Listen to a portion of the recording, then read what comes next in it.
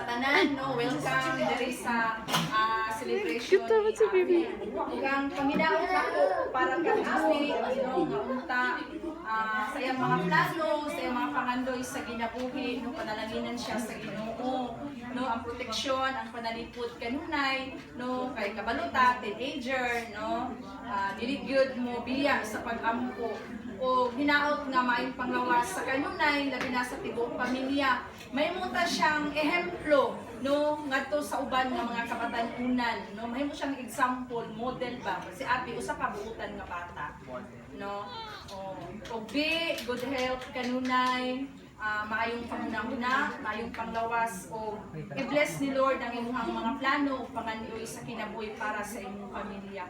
Happy birthday, Be.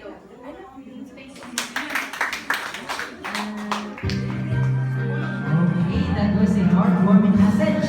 Okay, pero natataling mensahe mula sa ating ika-18 kando, Madam Marvelyn Estris.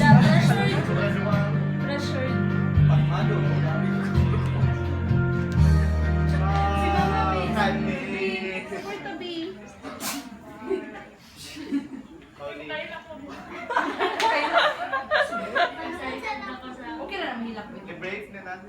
Agay! Okay na na, Be. Okay na na kay Bam. So,